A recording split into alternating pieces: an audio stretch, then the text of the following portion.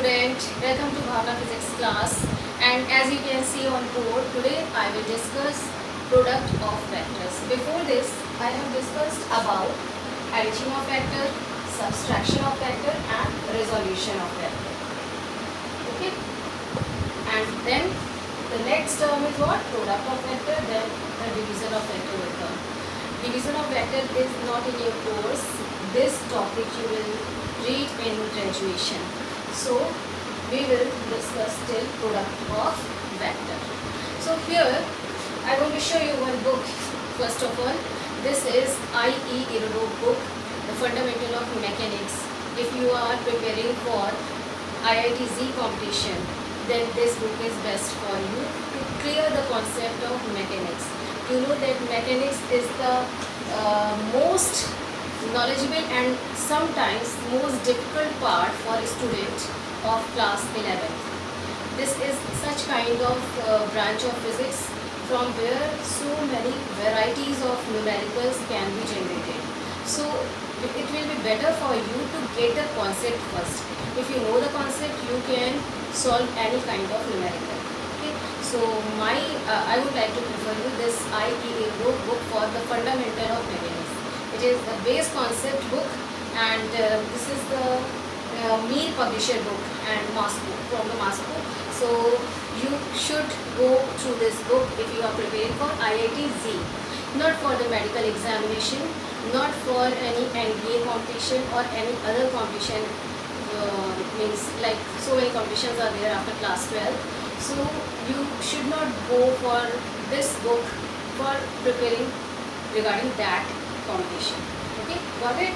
So here come to the topic, plus minus resolution of vectors, and now we are going to discuss product of vectors. So why there is a need of product of vector, and there are two kind of products. Okay, addition, we have discussed about three laws.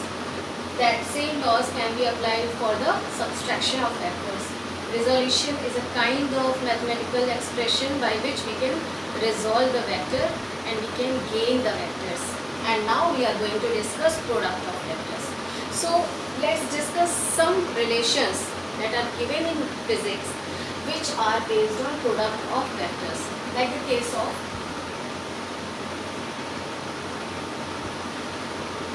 one relation is work is equal to force into displacement, that you read earlier.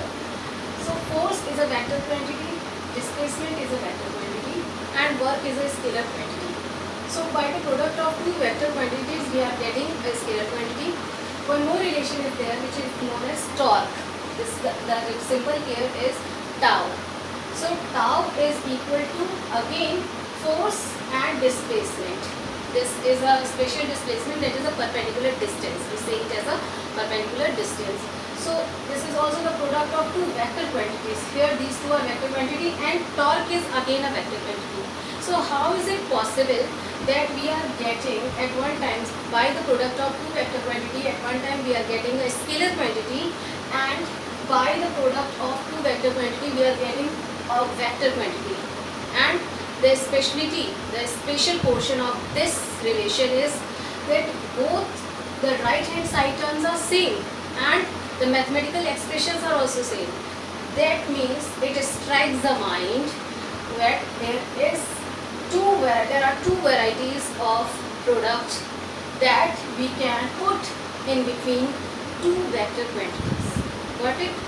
One more relation is there, like current density, which you will read in class 12. Current density is equal to I by A. I is current and A is area vector. So here we get I is equal to J dot A. J and A. J is a vector quantity, current density is a vector quantity, area vector is a vector quantity, and we are getting a scalar quantity. So this kind of formula, these kind of relations indicates that vector product is not only single type, it is of two type. Why? Because for the product of two vector quantity, one time we are getting a scalar quantity and at other hand we are getting a vector quantity. So that means what? The product should be of two kinds. One kind gives the vector quantity and other kind of product that gives the scalar quantity. So I hope this basic fundamental thing is clear to you. और कोई confusion हो तो आप मुझसे पूछ लेना, ठीक है। चलो स्टार्ट करते हैं। प्रोडक्ट, बच्चों ने मुझसे कहा कि आप मैम हिंदी में पढ़ाओ, तो कुछ पोर्शन इंग्लिश में, कुछ पोर्शन हिंदी में। आपको भी मैं एक थोड़ा सा गाइडेंस देना चाहूँगी अपनी साइड से कि बेटा आपने जब आप कॉम्पिटिशन पे जाओगे, जब आप आगे जाओगे, तो कहीं ना कहीं इंग्लिश की रिक्वायरमेंट पड़ेगी। टर्म्स को आपको इंग्लिश में ही समझना है ऑब्वियसली, और आप समझते हो, तो कहीं ना कहीं अपने आप को उस चीज़ में भी हाईलाइट करो कि आप वो टर्म्स इंग्लिश में समझ सको, ठीक है। And although I am coming towards Hindi, मैं हिंदी में आ रही हूँ अभी धीरे धीरे करके, और इन हिंदी के जो एक्सप्लेनेशन है वो आपको अगर बेटर तरीके से समझ में आ रहे हो तो मैं बीच में कुछ क्वेश्चन इंग्लिश में भी लाऊंगी, सो दैट आप इंग्लिश में भी उसके यूज टू हो जाओ, ठीक है। So that's my target to improve you by both side. And because जब भी आप आगे की क्लास में जाओगे आपको बहुत सारे लेक्चर्स ऐसे मिलेंगे जो इंग्लिश में ही होंगे, तो अभी से ही हैबिचुअल हो जाओ उस चीज़ के। चलो प्रोडक्ट ऑफ वेक्टर से स्टार्ट करते हैं। प्रोडक्ट ऑफ वेक्टर में there are two kind of product. One is known as scalar product and second is known as vector product. अब नेम से भी क्लियर हो रहा होगा, ठीक है। देखो बेसिकली हमें प्रोडक्ट के लिए चाहिए वेक्टर क्वांटिटी ही। ए एक वेक्टर क्वांटिटी है, बी दूसरी वेक्टर क्वांटिटी है, और इनको हमें प्रोडक्ट करना है स्केलर प्रोडक्ट, और इसका रिजल्टेंट अगर हमें एक स्केलर क्वांटिटी मिले, इन दोनों के प्रोडक्ट से जो रिजल्टिंग क्वांटिटी मिल रही है वो हमें स्केलर क्वांटिटी मिल रही है, तो इस टाइप की प्रोडक्ट को हम कहेंगे स्केलर प्रोडक्ट। अब वेक्टर प्रोडक्ट क्या होगा? दो क्वांटिटीज़ हैं जिनको हम मल्टीप्लाई कर रहे हैं, और उन दोनों के प्रोडक्ट से हमें जो क्वांटिटी मिल रही है वो वेक्टर क्वांटिटी मिल रही है, तो इसे हम कहेंगे vector product. So simple identification is that scalar product that indicates the resultant of product of two vector quantity should give a scalar quantity, that is the scalar product. Vector product means what? The product by which we gain the vector quantity after the multiplication of two vectors, then the product is known as vector product. Got it? अब vector product का symbol हम cross से indicate करते हैं। अगर कहीं भी दो क्वांटिटी के बीच में क्रॉस लगा हुआ हो तो that is the vector product. And if two quantities के बीच में डॉट लगा हुआ हो तो उसे हम कहेंगे स्केलर प्रोडक्ट। तो यहाँ पर ए और बी के बीच में हम लगा देते हैं डॉट, और ए और बी के बीच में यहाँ पर लगा देते हैं cross. So that is the difference between the two kind of product. अब इसके एग्जाम्पल में वर्क का एग्जाम्पल आ जाता है। Work is equal to F dot D. Force और डिस्प्लेसमेंट दोनों वेक्टर क्वांटिटी है, डॉट प्रोडक्ट है तो हमें स्केलर मिल रहा है। और यहाँ पर टॉर्क का एग्जाम्पल ले लेते हैं। Torque is equal to F cross D, तो हमें वेक्टर क्वांटिटी मिल रही है। तो इन प्रोडक्ट के बेसिस पर ही हमें स्केलर क्वांटिटी या वेक्टर क्वांटिटी मिल सकती है। So it is very fruitful in physics relations. Okay, so that is why we will discuss the kind of product. Now let's start with the first type of product, that is scalar. ठीक है, scalar product को शुरू करते हैं।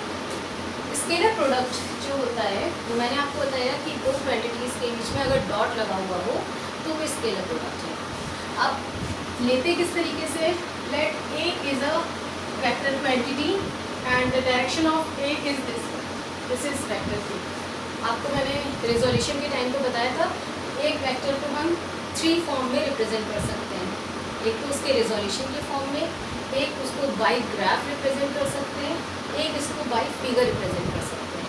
तो यहाँ पर हमने फिगर ड्रॉ की है ए वेक्टर की। उसी तरीके से एक वेक्टर बी है जो इस एंगल पर है हॉरिजॉन्टल लाइन से। ए हॉरिजॉन्टल लाइन पर है, एक्स एक्सिस पर है, और बी कहाँ पर है?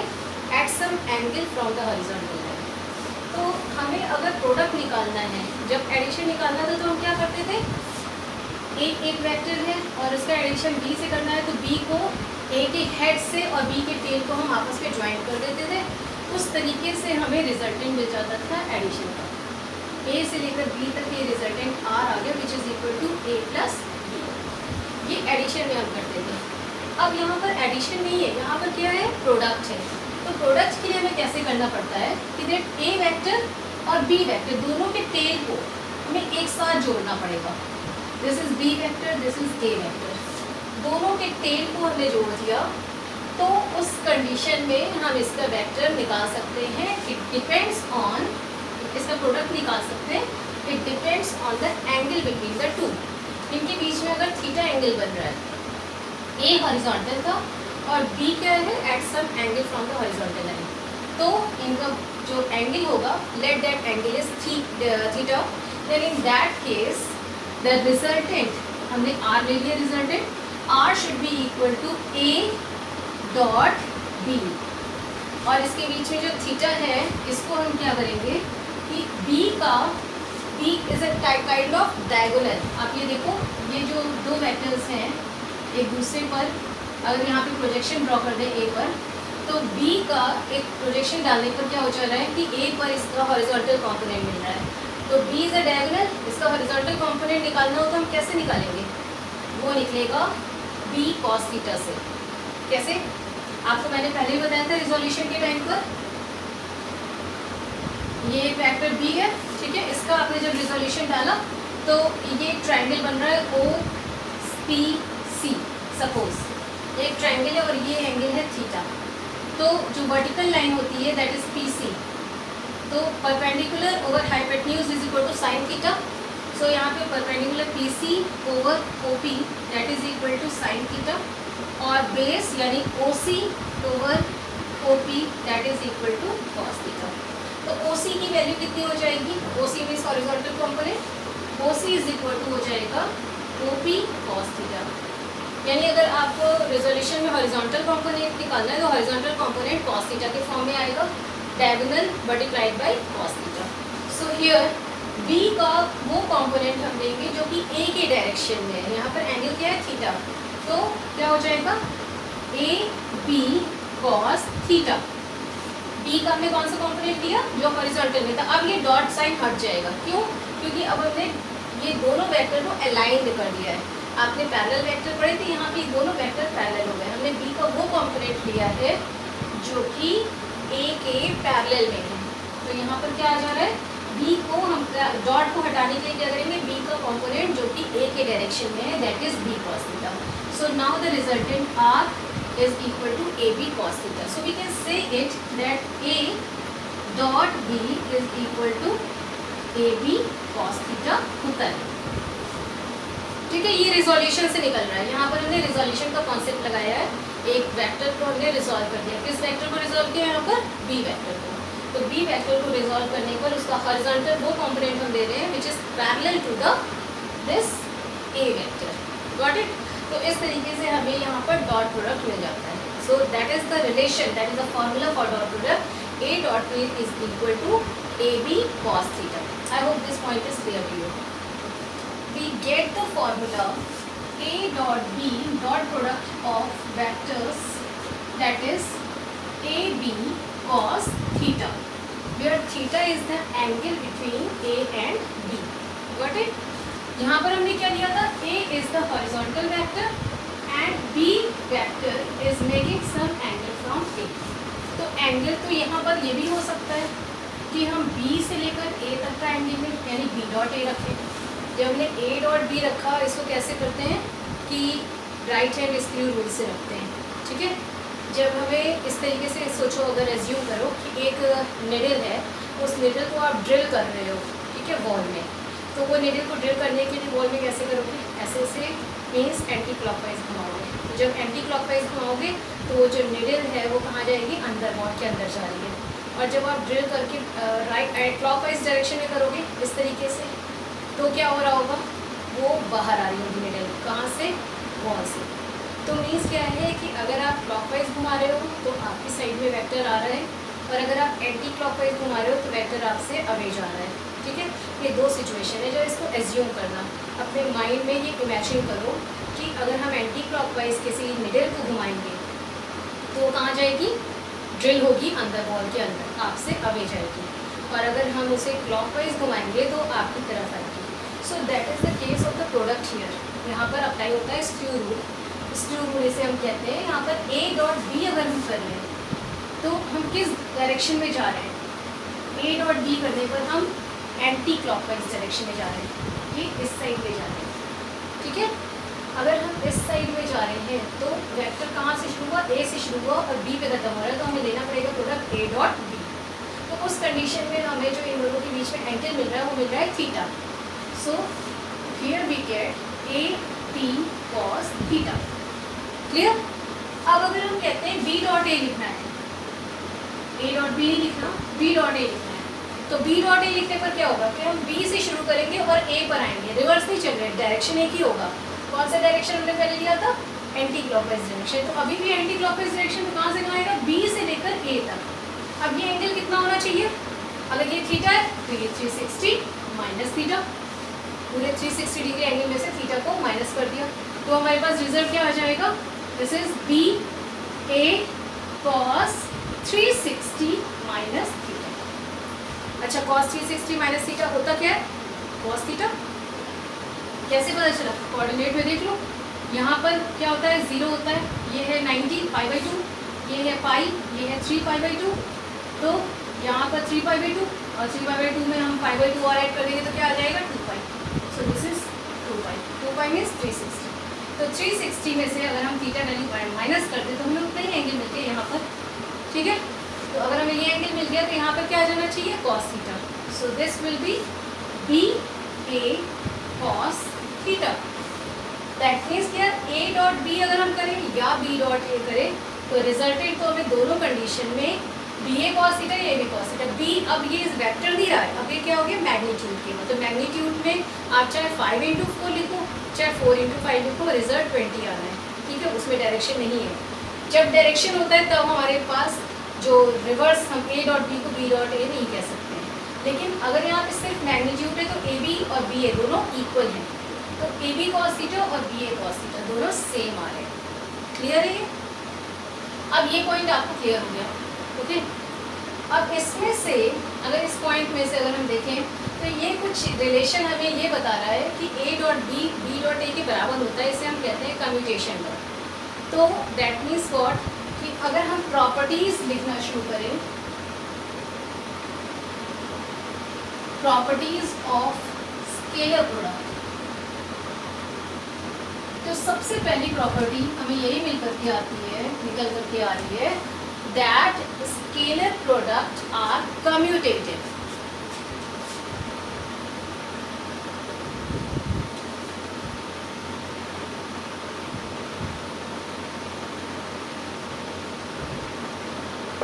That means A dot B is equal to B dot A।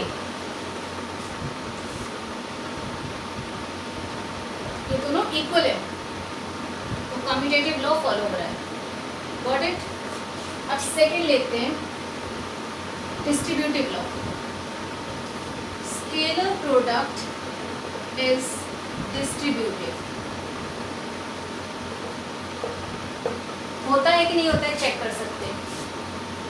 A dot B plus C, इसको कहते हैं डिस्ट्रीब्यूशन। ए को अगर A dot B plus C लिखा है तो इसे कैसे लिखेंगे, A dot B plus A dot C. A को हमने डिस्ट्रीब्यूट कर दिया किसमें किसमें, बी एंड सी में, इसलिए इसका नेम दिया गया डिस्ट्रीब्यूटिव लॉ।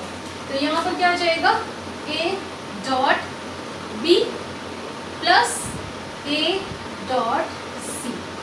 तो जो वेक्टर यहाँ पर है ए वेक्टर, वो डिस्ट्रीब्यूट हो गया दोनों में और ये दोनों वैल्यू सेम है।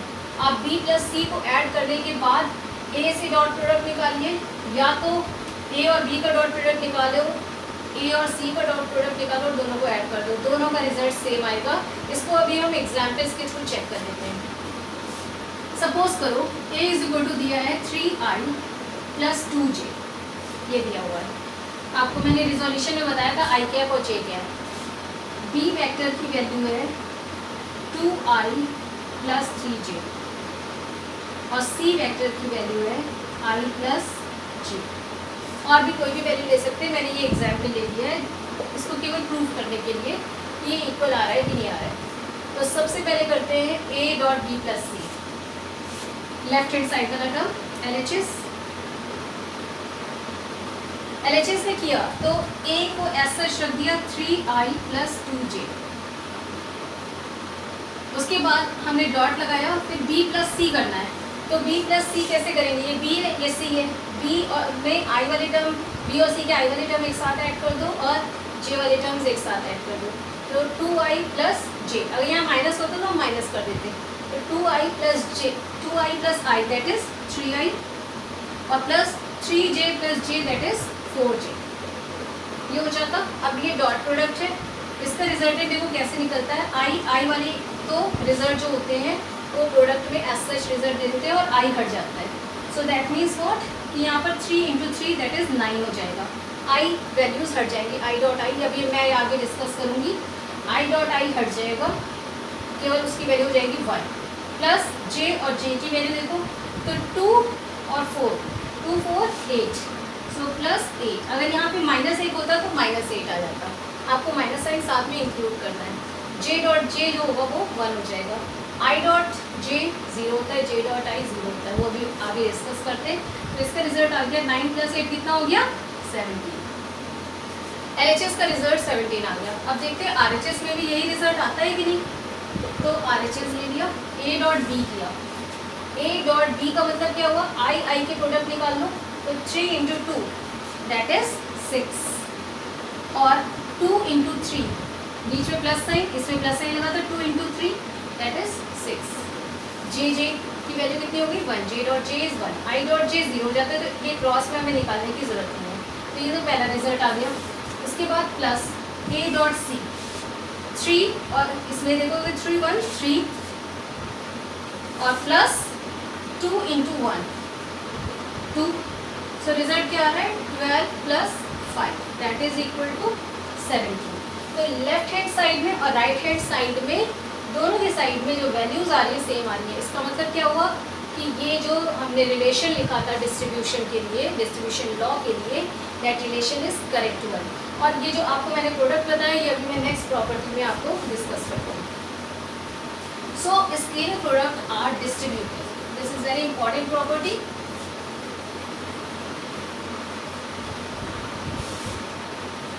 Now come to third property. Third property में चेक कर लेते हैं कि what is the scalar product of parallel vectors. If a and b are parallel vector, then scalar product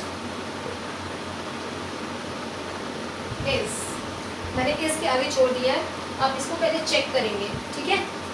अगर ये पैरेलल वेक्टर है, हमने a डॉट b लिखा, तो a डॉट b की वैल्यू क्या होती है ab cos theta. Here theta is the angle between a and b। अगर ये पैरेलल वेक्टर है तो पैरेलल वेक्टर में दो वेक्टर्स के बीच में एंगल क्या होगा, पैरेलल मीन्स पैरेलल लाइन के बीच में एंगल कितना होता है 0। तो पैरेलल वेक्टर के बीच में एंगल कितना हो जाएगा 0। तो cos 0 इज इक्वल टू क्या होता है 1। सो इसका रिजल्टेंट आ जाएगा ab। यानी अगर दो वेक्टर्स पैरेलल हैं तो उनका स्केलर प्रोडक्ट जो होता है that is equal to the product of their only magnitude, and this is specific nature. बहुत इंपॉर्टेंट प्रॉपर्टी है कि अगर वेक्टर्स पैरेलल हैं तो उनका जो रिजल्टेंट होगा केवल उसके प्रोडक्ट के मैग्नीट्यूड के बराबर होगा, यानी मैक्सिमम वैल्यू दे रहा होगा। यानी गेटिंग इट। अगर आप देखो तो एंगल में जो कॉस की मैक्सिमम वैल्यू होती है वो होती है +1 और मिनिमम वैल्यू होती है -1, ठीक है। फिजिक्स में कुछ केसेस में हम 0 भी कंसीडर करते हैं, वो भी मैं आगे डिस्कस करूँगी जब आएंगी ऐसे क्वेश्चंस। यहाँ पर हम अगर देखें तो कॉस की मैक्सिमम वैल्यू होती है +1 और मिनिमम वैल्यू होती है -1, ठीक है। तो या साइन में भी ऐसे होते हैं, maximum is +1 and minimum value of sine is -1। cos 0 is 1, cos 90 is 0, cos 180 is -1। तो यहाँ पर हमें देखो तो मैक्सिमम वैल्यू मिल रही है। अगर हम cos की कोई भी, थीटा की कोई भी वैल्यू रखते हैं उसके लिए ये जो AB है उससे वैल्यू कम ही हो जाती है, 1/2 आती है या √3/2 आती है या 1/√2 आती है, जो आपकी कॉस की वैल्यूज़ हैं डिफरेंट वैल्यूज़। तो दैट मीन्स क्या है कि AB से वैल्यू कम हो जा रही होती है। तो ओवरऑल हम रिजल्ट दिखा सकते हैं कि अगर दो वेक्टर्स पैरेलल हैं एक दूसरे से then scalar product of that vector gives the maximum value. Is maximum, that is the product of magnitude.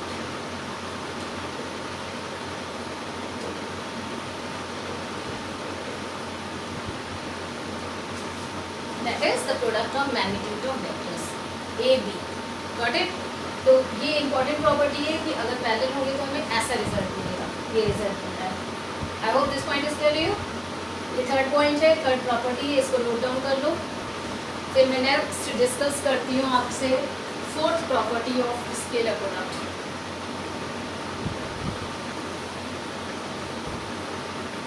Commutative तो लिख लिया होगा, ठीक है. अब फोर्थ प्रॉपर्टी में आ जाते हैं. अब हमने पैरेलल की बात कर ली तो परपेंडिकुलर की भी बात कर लेते हैं.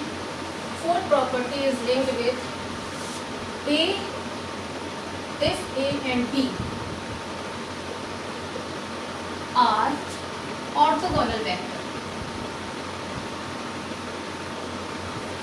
ऑर्थोगोनल का मीनिंग अब आपको समझ में आ गया होगा. ऑर्थोगोनल मीन्स होता है perpendicular. So if A and B are orthogonal vector, mutually perpendicular vectors, then scalar product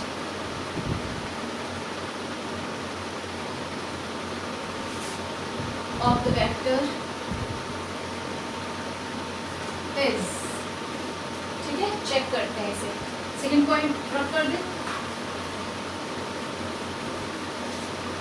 चलो, तो अगर परपेंडिकुलर है तो क्या होगा, ये A वेक्टर है, ये B वेक्टर है और ये एक दूसरे के परपेंडिकुलर हो गए. बीच में एंगल बन रहा है 90 डिग्री का. So A dot B, vector sign लगाना ज़रूरी है डॉट के बीच में. अगर डॉट लगा हुआ है तो यहाँ पर क्या आता है, A B cos theta. Cos theta की जगह क्या आ जाएगा, कॉस 90 अगर परपेंडिकुलर है. तो कॉस 90 की वैल्यू कितनी होती है, 0.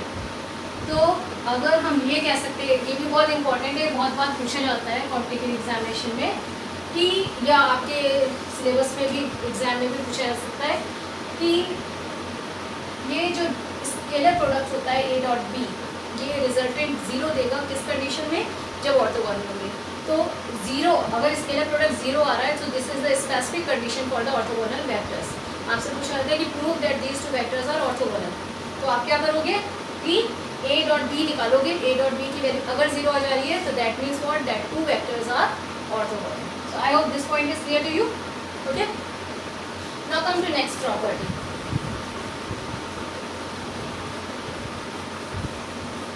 We will discuss about orthogonal unit vectors. Properties of orthogonal unit vector. Unit vector यानी किसकी बात कर रहे हैं हम, I cap, J cap and K cap. आपको मैंने ये रिजोल्यूशन के टाइम पे बताया था कि एक वेक्टर को हम रिजॉल्व करते हैं यूनिट वेक्टर के फॉर्म में, ठीक है, I J K. अब इसमें अगर हम ये प्रॉपर्टीज़ लगाते हैं कि दो वेक्टर्स के यूनिट वेक्टर्स में क्या क्या रिलेशन आता है, तो वो यहाँ पे चेक कर लेते हैं. I dot I, J dot J and K dot K. Okay, I dot I. अब इसको एक वेक्टर की तरीके से ही लेकर के चलो. यूनिट वेक्टर में तो क्या हो गया, आप यहाँ पर ले सकते हो ऐसे कि I, आपने एक वेक्टर लिया, दिस इज I. I कौन सा वेक्टर होता है, which is along with the x axis. So I vector is along with the x axis. तो दूसरा जो I वेक्टर है A डॉट B हम लेते हैं, दूसरा I वेक्टर भी along with the x axis है. तो ये पैरेलल वेक्टर हो गया. पैरेलल वेक्टर का रिजल्ट क्या आया था, आप प्रॉपर्टी नंबर 3 में देखो, चेक करो. प्रॉपर्टी नंबर 3 में था कि वो इसकी मैग्नीट्यूड के बराबर होता है. अच्छा, ये यूनिट वेक्टर है, ठीक है. आपका क्या रिजल्ट आया था, magnitude of the two vectors, product of two vectors. तो A B आ गया था रिजल्ट. तो यहाँ पर क्या आ जाएगा, I magnitude. I is a unit vector. तो यूनिट वेक्टर का मैग्नीट्यूड क्या होगा, ओनली 1. यूनिट हम क्यों कह रहे हैं, यूनिट का मीन्स होता है 1. तो यहाँ पर क्या आएगा, 1 into 1. 1 into 1 is 1. So we are getting the result 1. So I dot I is 1. जो अभी मैंने आपको जब क्वेश्चन सॉल्व करी थी A डॉट B का पैरेलल के लिए, तब मैंने ये रिजल्ट पुट किए थे. J डॉट J में भी 1 आ जाएगा, J एंड J. ये दोनों y एक्सिस पर होंगे, पैरेलल होंगे, तो इनका रिजल्ट कितना आना चाहिए 1। k डॉट k ये मैंने z डायरेक्शन में ले लिया, ये k वेक्टर है, ये k वेक्टर है, इनका रिजल्टेंट क्या आएगा 1। क्लियर। अब दूसरी सिचुएशन देखते हैं। दूसरी सिचुएशन है i डॉट j की, j डॉट k की एंड k डॉट i की। यानी ये कैसे वेक्टर हो गए परपेंडिकुलर। कैसे पता चला? ये ऑर्थोगोनल वेक्टर्स आ रहे हैं, कैसे पता चल रहा है? i हमेशा x एक्सिस की साइड होता है, दिस इज i, और j हमेशा y एक्सिस की साइड होता है, तो ये दूसरे के परपेंडिकुलर होंगे। This one is 90 degree. अगर दो म्यूचुअली परपेंडिकुलर वेक्टर है तो cos 90 हो जाता है, जिसकी वैल्यू होती है 0। तो यहाँ पे i dot j is 0। Is it clear? j dot k, फिर से देखो j है और ये k है, j dot k that is 0, 90 degree angle वाला cos 90 इज 0। आप कैसे लिखोगे? j k cos 90 is 0। k dot i, k और i ये परपेंडिकुलर है 0। तो जहाँ पर परपेंडिकुलर वेक्टर्स आ जाएंगे वहाँ हमें रिजल्ट क्या मिलेगा? 0। सो that is the important property कि ऑर्थोगोनल वेक्टर्स में i डॉट i के रिजल्ट्स तो 1 आते हैं, i dot i, j dot j, k dot k। लेकिन अगर हम i और j और k और i ले लेंगे तो रिजल्ट 0 हो जाएगा। इसको रेसिप्रोकल करेंगे तो कम्यूटेटिव लॉ भी फॉलो हो रहा है, तो j डॉट i का भी रिजल्ट 0 ही आना है, क्योंकि एंगल आपका क्या हो जाएगा? cos 90 again, and cos 90 is 0। So these are the basic properties of scalar product. Okay, ये इसके बहुत सारे क्वेश्चंस हैं, वो भी अभी मैं डिस्कस करूँगी, but in my next video. इस वीडियो को आप अच्छे से देख लो, इसमें जो पॉइंट मैंने डिस्कस किए उसको अच्छे से समझ लो, then I will discuss the numerical related to scalar product, okay, and then I will discuss the vector product, okay. And as I told you earlier कि कुछ क्वांटिटीज़ हैं जैसे W, F डॉट D और आपका power is equal to F dot V, force and velocity का ये product होता है, and I is equal to J dot A। ये एग्जाम्पल है डॉट प्रोडक्ट्स के, तो इन एग्जाम्पल्स को अपने माइंड में रखो एज एन एग्जाम्पल। जब भी आपके माइंड में किसी चीज़ का एग्जाम्पल होता है तो आप उस चीज़ को अच्छे से एनालाइज कर पाते हो, and that is only the case here. आप ये एग्जाम्पल्स अपने माइंड में रखो, ये एग्जाम्पल्स हैं जो डॉट प्रोडक्ट के बेस्ट एग्जाम्पल्स हैं, okay. So I hope you have clear the concept of this scalar product, and in my next video I will come with the numerical of scalar product as well as the vector product properties. So thank you for today. Have a nice day.